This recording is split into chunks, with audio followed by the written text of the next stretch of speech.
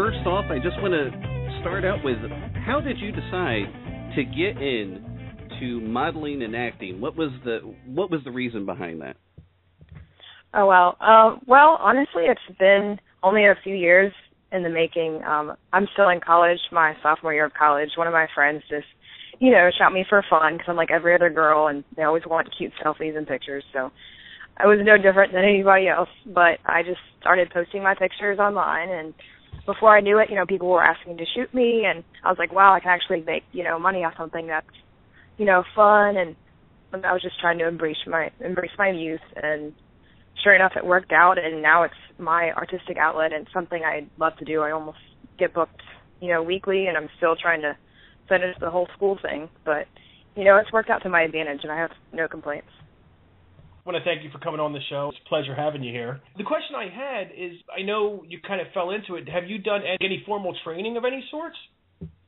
No, I have not, actually. It kind of just happened on a whim, and I guess I'm doing something right because people keep booking me. Well, I'll tell you what, that's the best way to do it. Now, I know I was looking at your website earlier, and I mean, you're kind of like a Renaissance woman. I mean, you got movies and TV and music videos and modeling and got a whole bunch of stuff going on. Yeah. Do you have, you have a bunch of, which is great, for a lot of people. I mean, a lot of people don't get that opportunity, but that's awesome. So I had a question. Do you prefer any of those over any of the other ones? Do you have one you like more than any other one? As far as modeling and acting, or either or? Yeah, correct. I would say I probably like doing fashion and editorial the most, just because it's, you're much more involved with your emotions. So in my mind, I'm able to convey like a story. But, when you see the cheesy commercial shots, I mean, those are cute and all, and that's, at the end of the day, what makes money. But anybody can smile. For acting, I'm still pretty new. I mean, believe it or not, I've only been acting for about a year now. So that came after the whole model, gig started. But I really enjoy working on commercial sets just because they're very involved. It's chaotic, but at the same time, like, you really get to see everybody's personality come out. But Hillbilly Horror Show was my first online video on demand kind of production, and we just filmed the first 2 volumes a few weeks back, and that was an awesome process because I got to really develop my character Lulu, who is quite the girl to say the least. But I got to develop her character as well as work with the other co-hosts, and we just really got along well, and we were able to get to know each other in and out of our roles. So that was cool too. How did you find your way into the Hillbilly Horror Show? And if you could, explain the basic premise behind it. Yep. So Bo found me through one of my agents, Sherry Bias. She's in Richmond, Virginia. And he was so looking for a girl, and, he had sent submissions to all these acting websites like Actors Access, and people had submitted, but he wasn't completely happy with who he had picked. And Sherry sent me a message, and later that day I just filmed a one-take, self-audition on my laptop, just me goofing around and, completely improv. I had no scripts. I was just goofing around, and my southern accent, which I didn't even think I had in me. But, and I submitted that day, and he was like, "You're perfect. We love you." And it just went off from there. Speaking of, can you channel a little bit of Lulu for us? Oh, God. Let's see. So, hey, y'all, we're going to go on the Hillbilly Show today. We have Bo and Cephas. Now, Cephas has this little flirtation, but he's older, but he's my brother cousin. So we don't try to keep it in the family. But, with Bo over here, Bo's cute little self, he had this nice little tush. But we're not going to talk about that. That's for the next episode. I like it. Awesome. I like it. I like the improv. She's very flirty, but at the same time, she has a lot of fun. But, we're all related, but, it's good old hillbilly horror comedy nonsense. So we are, flirtatiously related. Oh, but in a fun way. Right. Not in that creepy Don way. No. It's all fun and games. It's good. It's good fun humor. We don't mean to, circle any groups out here, but. I'm no longer creepy. I got help for that, okay? I am ex-creepy, okay? Okay. Ex-creepy? Is that even possible? So from what I understand, the premise of this is basically it's a compilation of horror shorts. And what I was wondering is, where do the shorts come from? I mean, do you guys do them yourselves? Are they from other directors? Like, how does that all work? They're from other directors. I mean, we have like an open submission on our website, hillbillyhorrorshow.com, and they're all like, I mean, it's in a 1 hour volume, so the short films are relatively around, I would say, like 5 to 10 minutes long, and we spend a little bit of time talking about each, but I mean, they're really from all over. There's not a film that we won't be interested in taking a look at. But of course, that's the horror premise. Well, yeah. Now are you part of that group that like picks like, hey, we're going to do this film or that film? No, I'm not. I'm just the female. But I mean, that's fine by me. Both of Bo and Scott, who plays Cephas, they've been in the horror industry for a lot longer. Scott's the voice of horror, so to say. So they are much more knowledgeable in that, and I kind of just let them handle that. Okay, so now when this comes out, I mean, there's a lot of different kinds of, horror. I mean, you go from when I was a kid, you used to see, I don't know if the Goosebumps or Are You Afraid of the Dark type horror, and then, you got Tales from the Crypt, or you got stuff like Saw. So, what can fans kind of expect to see with what you guys are doing? I mean, we really have a wide variety.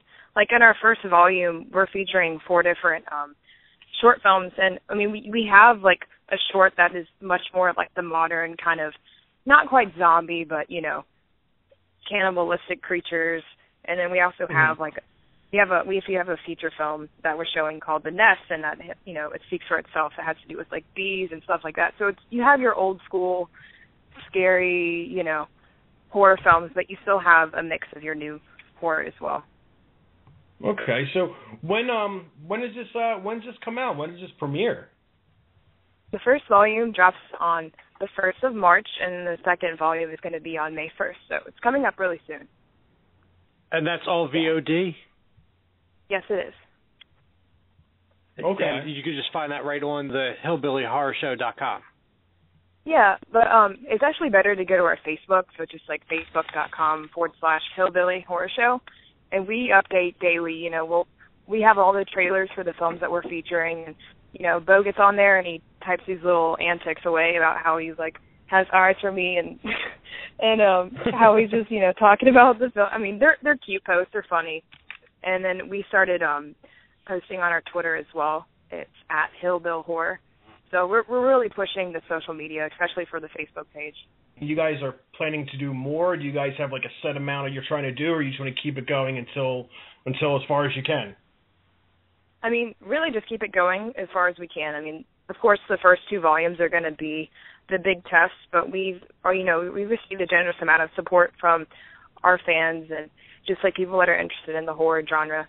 But we already have like not a set date, but a set month for the 3rd and 4th volume. So we'll be knocking out volumes relatively quickly.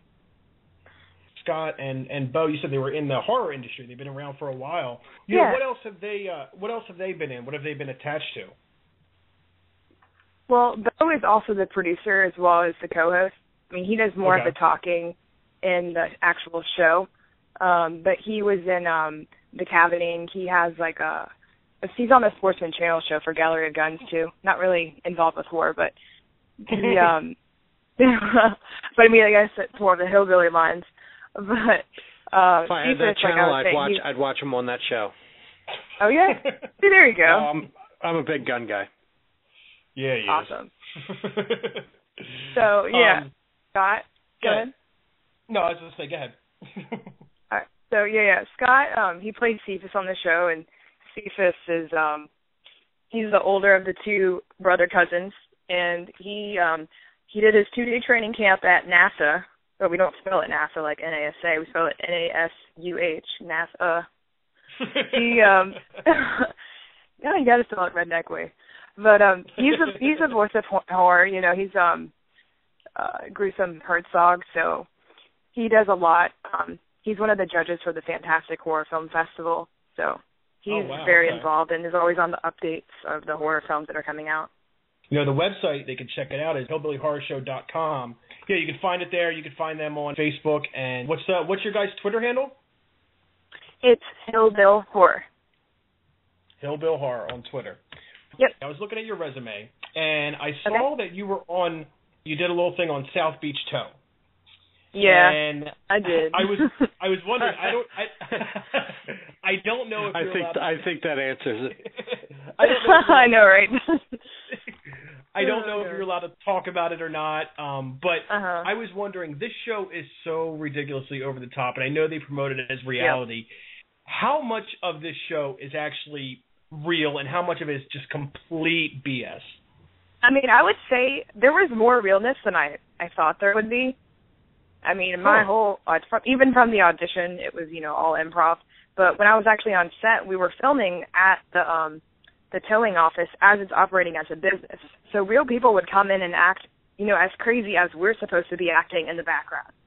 So, real things would be going on. I mean, we couldn't always capture that on film for, liability reasons and all that, whatnot. But, it was definitely a fun show, but it was kind of scary to see how crazy people can really get. And I understand the whole premise of the show after seeing them, while we're on set. Yeah, I remember watching that show, and I just was like, this can't be. Things like this don't happen in real life. They just don't. Well, you'd be surprised. I mean, I don't know personally, but I wouldn't be surprised if they take a lot of those scripts from real plots. That's what I figured. I figured they enhance them a little bit, but I didn't know if they take like a story like, a guy's car got towed to like, a guy's car got towed, he got robbed, there were Martians and there were aliens and like just all crazy things. We got abducted, we came back. Yeah, exactly. Yeah. That's what I wasn't sure about. But yeah, I mean that was I watched that show and I was just curious about that. So besides the Hillbilly Horror Show and what else do you have going on? There's a movie coming out in May of this year. It's directed by Jon Favreau. It's called Chef. It has Sofia Vergara, and it has Scarlett Johansson and Robert Downey Jr. So it's a big production. And wow. It's about this guy who's in charge of a food truck business, and so they did a lot of their filming across the country, mainly in California. But when they came to Miami, I got to be Sophia's photo double, and that was a big deal for me. I mean, I don't think I look anything like Sophia. She's 41. I'm 21. But, I mean, she's hot. God bless her. But that was a really great deal. I mean, I never really talked to her, but I admired her from the side, and then I filled in when I needed to. I actually heard Favreau talking about that on Top Chef. We watched Top Chef, and he was a guest, and he was talking about, the new movie he has coming out. And I saw, like you said, you were a photo double. So what is the difference? I mean, I've heard of body doubles and stunt doubles. What was your job? What does that entail? I mean, basically, as a photo double, you don't have any speaking roles, but you're there in all the roles where you're not necessarily going to see the main actor or actress's face. So you'll probably see a side profile or from behind. So you have to look enough like the actress, maybe not at the face, but like the hair, the shade, the color of her hair. Like everybody thinks she's a brunette. She's actually naturally a blonde, but she dyes her hair brown for all these roles because she's commonly casted as a Latina. But for this show, she was a blonde, so they were like, we need a blonde, this size breast, this size, butt, jeans, whatever. And then, I come on set, and then they dress me pretty much in exactly like what she's wearing. And so I'd film all the scenes when she was like driving a car, sitting in the back seat, walking into a hotel, stuff like that. Wow. So I guess you were used quite often then, right? Yeah, I mean they only filmed in Miami for 4 days, but I was there for the 4 days that they were there. Nice. Oh wow. Okay. Did you have any interaction with director, with Jon Favreau? Did you have a lot of interaction with him or not really? Well, not. I wouldn't say directly. Like I never said hi, my name is Rachel, but I also, since I was a photo double and you never really saw my face, I was able to be one of the patrons for the food truck scenes too, and he was very much involved with the crowd. Like he used to be an actor in his own movie, so that was what he did in the short with the food truck. So he'd be like serving the food to the people on the street, and we all got to come up to the window, and it was very involved with social media too. Like they told us to actually bring our phones on set and take pictures, and take pictures with them, besides them, near them, and just blast it from there. So that was pretty cool. There's like a vine of me and him in the same picture. So, I mean, we're not side by side, but I can be like, hey, I'm in the same vine as Jon Favreau. I mean, that's cool. That sounds like a really big break for you. Congratulations on that. Thank you. Or Jon Favreau's in the same vine as you. There you go. Maybe someday it'll be that way. It's all in how you word it. Right. Now, starring. Now, what do you ultimately want to do? I mean, do you want to stay diverse and keep kind of doing a little bit of everything, or do you want to start focusing on just one type of either films, movie, music, modeling, whatever? I'm probably going to more focus on specific genres, just because if I become so stronger in a specific area, I'll get stronger jobs as well. I mean, I'm 5'6". The modeling industry is very tough, and you pretty much have to be 5'10" and a stick, and I'm 5'6" and fairly athletic built, so commercial modeling is a more ideal fit in that sense. And same thing goes with acting as well, with my size. I mean, it's not as much of an issue, but my look is more commercial, it's more television. But, I mean, I also have, an all-American girl to me, too, so a lot of the roles I've been casted for have that all-American look. I mean, I'm really willing to go for whatever jobs come at me, because at the end of the day, I do want to be that girl that they're like, hey, she's versatile, she's a human chameleon, let's see if we can use her. But at the same time, I want to be able to, better myself and what I can potentially be booked for. So that's the sound of a professional. It is. It's a professional. And coming from somebody who hasn't really had any formal training, that's actually pretty good. So, yeah. Good job on that. As far as, I know you didn't have any formal training and whatnot, but a lot of people who listen to our show are interested in the entertainment industry. Maybe they're wondering about how, what's the best way, what should they do to maybe try to get their name out there or get known. So do you have any advice for anybody who maybe kind of wanted to break in, or just, maybe wanted to see if that was something they wanted to do? Yeah, I mean, in any aspect of the entertainment industry, I think you definitely have to, be headstrong. Don't let things get to you. If you're sensitive now, learn how to not be sensitive, because, everybody will get to you or try to get to you at some point. Also, get an entertainment lawyer, because you will need one. And, really work on your social media and how you represent yourself as a professional, because at the end of the day, you're your own business. So I feel like the reason why I've gotten in so many places I have today is because I have this kind of businesswoman, impression, and I guess people enjoy that, and they like the fact that I meet with them instead of having an agent speak for me. Yeah, I mean, definitely, especially now you touch on the social media. I mean, you see these young people out now putting out pictures of them drunk and doing drugs and all this crazy stuff. And if you ever want to make it, you can't have that out there. You can't do that, Kudos to you for knowing that and actually, being smart about that, because a lot of people aren't nowadays. So, real quick, where can they find, I know we said it earlier, but where can they find some information about this Hillbilly Horror Show? They can go to our Facebook at facebook.com/Hillbilly Horror Show.